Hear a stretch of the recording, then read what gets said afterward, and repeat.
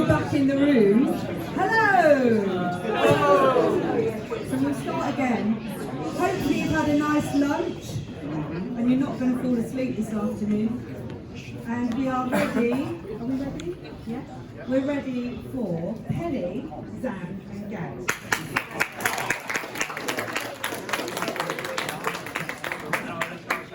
Thank you very much. Can you hear me? Is the mic working? Yeah. Lovely. Okay.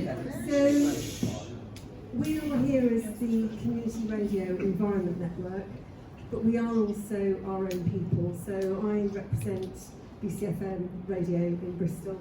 Agat is Radio Platform in Cardiff, and Zan is Voice FM in Southampton. And we're here to tell you about a little bit about Creme in a sec, but mainly about our Earth Week, which you will have received a flyer for in the programme. And first, what we're going to do is play a trailer that was actually made with the voices of people from about 15 different radio stations all over the country. And then Shoe Radio in Aberdeen turned it into a little film. So we'll play you that first, and then you'll get a sense of what our Earth Week is all about.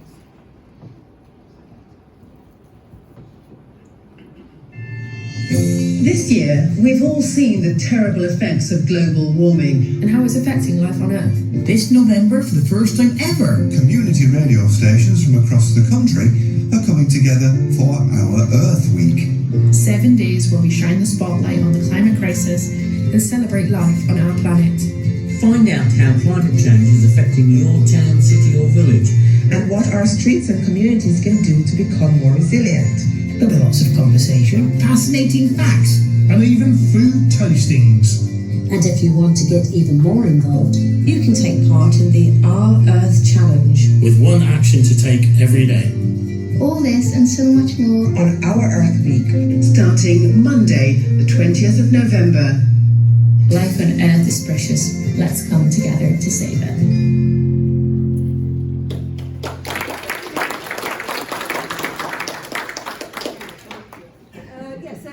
Trailer for last year, and now we're gearing up for our Earth Week this year, and it is timed to basically it is a nature and climate themed week. It's timed to coincide with the COP talks this year in Baku in Azerbaijan, and initially it was to try and shed a bit of light on those talks because we hear about them in the news and lots of us don't really know what's kind of going on there. The primary point is for us to be having conversations about the climate crisis, also about nature and our relationship with nature. And you can see here, so this is a map of all the stations. I loved it. I had a map on my wall, so it was like World War II. I was sticking pins in every time I got a new station. I got so excited. And I'm hoping there are going to be even more pins in this year. And you can see here, I've just picked a number of screenshots to give you an idea of the different sort of stations involved. And also you'll see that even though we were kind of all together under the aegis of our Earth Week, the individual stations did it in their own way, and you'll be hearing from Agat and Zan shortly about how they covered our Earth Week. Thank you. So how do we do it? Two elements to it. There's an audio library and a handbook. So top left you can see, it's on Google Drive. There were just a whole load of audio files that all the stations could get access to and use. And what was really brilliant was after a while, all the other stations started feeding stuff in as well. So it's become a really sort of precious bit of our Earth Week and the network is this sort of central library of audio. So if you sign up for our Earth Week, you'll automatically be given a link to the library. And on there, it's a shed load of stuff. We have a big music playlist, for starters. We had soundscapes, we had lots of features, short features, longer ones. And again, I've no doubt both Agat and Zan will tell you about stuff that they did. A lot of people say, but we're not experts. We don't really want to take part because what are we going to talk about? It's not our place. We've got lots of conversation starters. So here, for example, and one of my favourite ones is to ask people, imagine you were all powerful and you could do one thing to solve the climate crisis. What would you do? And it's lovely to hear people's answers because they're all different. If you could wave a magic wand, what would you do?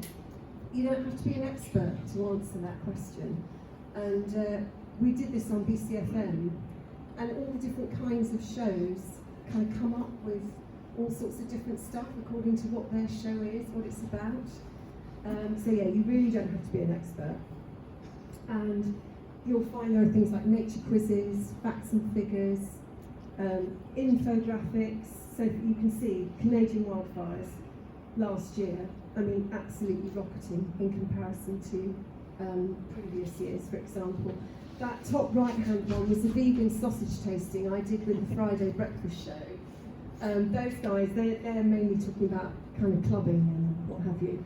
And they really loved it, they really enjoyed it, it's good fun, so it doesn't have to be serious. Thank you. So, we were nominated for an ARIA Award, which was really exciting.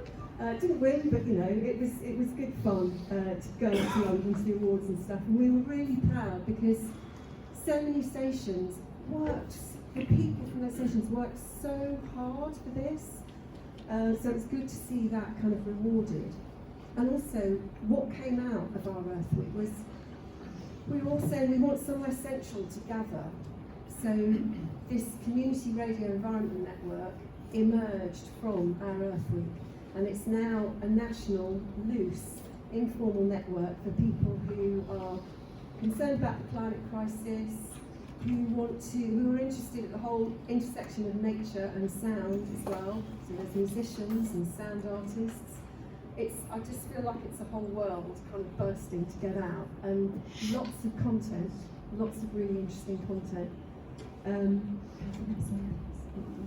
And so this year, the theme of our Earth Week is the sound of the wild, and I've just put up here a few of the things that we're doing. There's a birdsong challenge for schools to record the species on their site, see which school records the most species.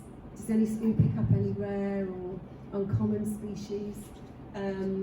We've got the Our Owl show, where people from all over the country are going to somewhere in nature, top of a mountain, on a beach, talking about it, taking you there, and then we're going to put it together with music. So there'll be a few, like 1 hour packages, 57-minute packages, that again, they're just there for you to use. So if you've got a slot that you need to fill, it's there.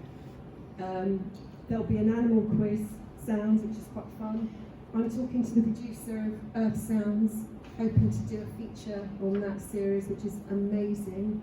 Got some fantastic stuff about the sound of nature, and that's the other thing, the campaigning element about we're the voice of animals, that they can talk to each other, but we're trying to sort of intercede and be the voices of nature. And there's lots more. So if you want to sign up, we have a website now, Community Radio Environment Network.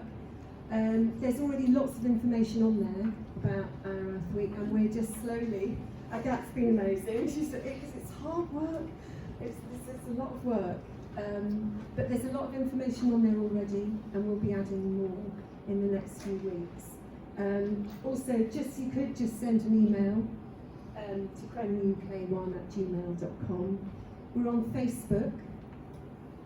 There's both an Our Earth Week page, and also Crem is on Facebook, and we're on Instagram. And yes, our website's probably the best place to go to there. And then I just got one more comment to make. As we've been hearing, I just think community radio is going to be vital in the next decade, I think, because we are going to be seeing more and more extreme weather events. And we saw in Nottinghamshire in January that when people went to BBC stations, they didn't get the local information they needed, the sort of hyper-local information. We are hyper-local, so we can serve our communities better than anybody. And Cren is going to be working on getting an infrastructure, so precisely that emergency messaging that we were talking about earlier, so that people come to their local community radio station in times of those crises. And so the more that we are all plugged in together as a network, it will be easier to organise that as well. So I'm now going to hand over to Agathe, and you can tell about the experience. Hi, I'm gonna just talk about, hi, I'm Agathe. Some of you might have seen me last year. We talked about radio platform with Katie. So a month later or 2 months later, we put on the Radio Platform Presents our Earth Week event. Oh yeah, go here. So basically, Radio Platform is a youth-led radio station, so we are all 25 and under. And so we are run by young people for young people, all that kind of stuff. So we took part in our Earth Week in various ways. So one of the big ways that we did it, for like the most work we put in, was to put on this event where we had just talks about the environment. We invited a few panel members and experts and activists and things to like talk about the role of young people in South Wales in the environmental crisis. And so, yeah, that was the main thing. But also throughout the week of our Earth Week, all of our members, not all of them, but all of the shows that we made that week were related to the environment. So whichever members were interested would just like record a show about the environment and something they're interested in. So we had, for example, Reese talk about sustainable football. We had people talk about South Wales' relationship with coal. We also had things with sustainability within the National Museum of Wales, but we also had like members like just reading poetry, or like some things like jargon busters, which were just like 1 or 2 minute long, just explainers of what the COP is or what net zero means and things like that. So it was really nice for everyone to be involved as much as they wanted, and I think that that's what I'd like to talk about, to emphasize today, is that it can feel like a lot individually to be like, oh my gosh, what can I talk about, what can't I talk about? But you can make whatever you're good at, you can turn it into a climate related topic, or you can turn it into a climate related content. So yeah, that's our contribution at Radio Platform.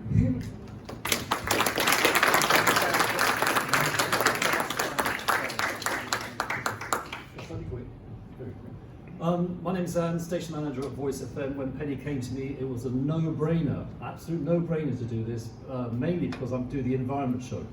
I've been doing it, Your Green Voice, since 2020, so it's almost 4 years now. And if you're thinking about doing this, you just need one person in your station to really look after it. You don't need the whole station involved, just one person. And again, the jargon busters that you did were fantastic. I think, yes, yeah, it was, yeah. Just run them, they're like little adverts. And that's all we need to run, and then maybe get someone to do something else. We went a little bit crazy because the launch was at 8:30, and we didn't have a breakfast show. So I thought, well, okay, I'll just do the Monday morning launch, and then carried on for the whole week doing the breakfast show. Then I thought, well, COP26 is there, so might as well carry on doing that. And then Christmas was over the hill, so do up to Christmas. Then it was Veganuary, and I thought, well, let's carry on there. I'm still doing it strong. And in that breakfast show, we've got 5 green news stories. We do the pollution forecast, the UV forecast, the pollen forecast during the summer, how much sustainable energy the national grid has done in the past 24 hours. Enough room for 9 songs, sport and showbiz. So it can be done if you want to do a green breakfast show. But we just focused on the bits that you had, which were fantastic, a few other bits that we recorded, and over the period of the week, it sounded like we were very well involved. It was really good fun, and it just gets your local audience listening. So another thing we did was on News at Drive. That's our drive time show, where I get a lot of trainee volunteers coming in who want to be news presenters or reporters. And so now what I say to them is, you're going to have a show, give me 6 news stories, 2 local, 2 international or national, and 2 green stories. And they go, okay, no questions, no nothing, and they do it. And so therefore I have 2 green stories every drive time. And it's very simple, story, song, story, song, story, song. And it's brilliant, because it just, and if you get 2 presenters, we get 12 stories. It's absolutely fantastic. So that's how we deal with green issues. That's what this has done, because Penny did a fantastic job bringing us together.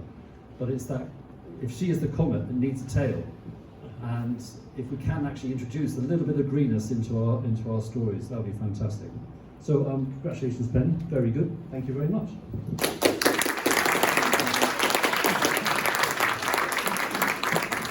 you've got the leaflet today, so you'll find out the 11th to the 17th of November for